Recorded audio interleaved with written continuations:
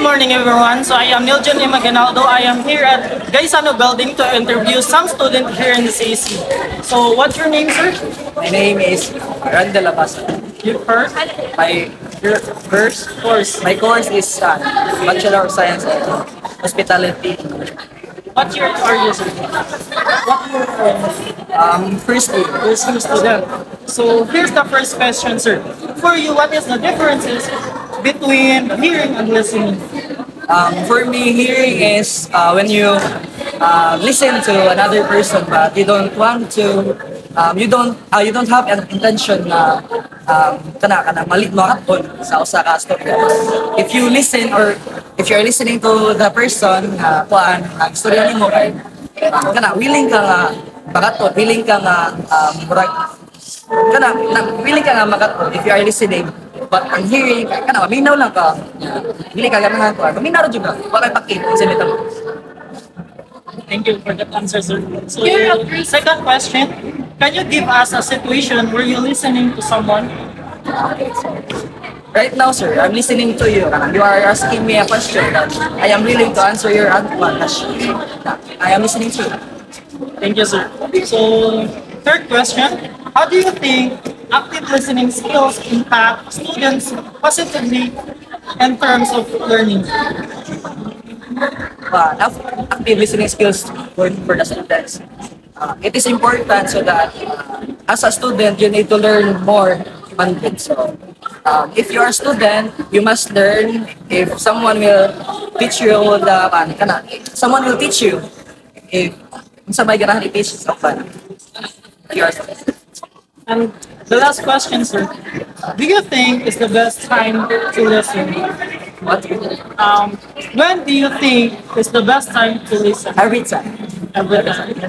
Like, if you listen every time, nambi kay learnings, like, come up sa mga kanap.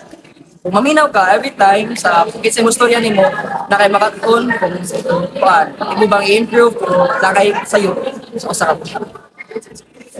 Thank you. So that's all the questions that you're giving to us. So thank you and goodbye. Thank you, sir. Can I ask you to be interviewed at the beginning? Yes, So, what's your name? my name is April Ann Marcos, And your level? second year college BEd student. Okay, so here are your questions. For you, what is the difference between hearing and listening? For me, the difference between hearing and listening is that when you hear someone, you're just simply hear what the person says, and then listening is like you are hearing at the same time you are understanding what the person was intending to say. Okay. Next, can you give us a situation where you listen to someone? A situation, maybe a conference or a meeting. Yeah. How do you think active listening skill impacts students positively in terms of hearing? For me, the impact is to easily understand what the person was telling and at the same time to engage. Okay, so when do you think is the best time to listen? I think the best time to listen is that when someone or it may be a friend or a colleague who is talking to you or even a family member. Yes. Okay, so thank you so much. Thank you. Okay, so good morning. So what is your name? My name is How can I help? Is it okay for you to be interviewed and to be filmed the video? Okay, so I will just be asking like simple questions. So the first one is, for you, what is the difference between hearing and listening? Hearing is a basic sense of basic function, basic sensor function of the ears where sound waves come in and read and interpreted in the brain. Listening itself is an art of hearing. How would one understand and interpret the data? Okay, very good, well said. So the next one is, can you give us a situation where you listen to someone? one example of listening is basically, for example, in the classroom setting, you listen to the teacher's lessons or whatever it is imparted. Okay. So, how do you think active listening skill impacts students positively in terms of learning? Active listening, in my opinion, from what I understand, is basically unlike passive listening, which is the traditional model. Active listening gives a chance for the listener to have engagement with the course. Okay. So the last one is, when do you think is the best time to listen? Like time of the day or situation. It is okay if it is about time or situation. It's up to you. Sounds like a trick question, but if we assume time of the day, let's say around 8 or 9 a.m. Let's say anything after 8 to 9 a.m. because the brain still hasn't fully processed and like because a computer hasn't fully boot up. Okay, so that's all. Thank you.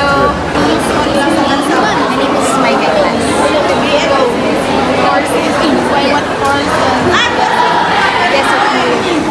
For you, what is the difference between hearing and listening?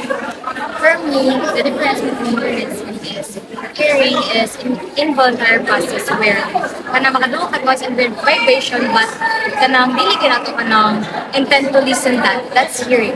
While listening is a action where we put effort in that so that kanang we can learn a knowledge from the speaker. Okay. Can you give us a situation where you listen to someone? I can give situation like talking to my friend, a friend that gives advices or information about schools or education purposes.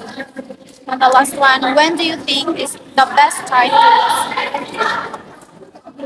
For me, the best time to listen is a speaker who gives a lot of information where that information can help us not just in education but in our real life situation. Thank you. How do you think active listening skill impacts students positively in terms of learning? Well, active listening helps students gather information where that information is magamit nila. Okay, if you are kanang not active when it comes to listening, nagkakaroon ka ng mga misunderstandings which that misunderstanding leads to kanang mga situation nga kanang lahi-lahi na o kanang sources na ay kani lahi lagi ang mo. That's why active listening is very important. So good morning. Can I ask if it is okay for you to be interviewed and to be filmed in the video? It's okay, 100%.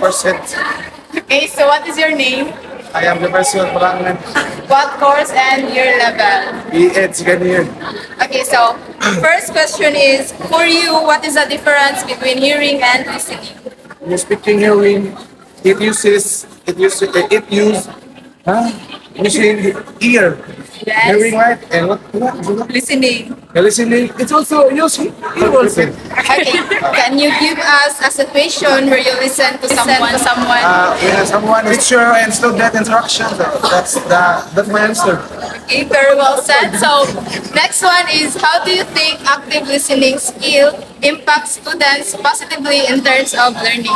Maminaw sila, pero sila maestra, makuha sila, kung sila nakuha, naminaw sila. So, the last one is, when do you think is the best time to listen? For me, in the morning, kaya wala pa may show, di mo kukto ka na. Morning, dapat. Ako kani, in the morning, mamina ko, gradyo nga, mga prayer ba kayo. Kabalo ko, prayer was the best thing. Okay, thank you. Salamat.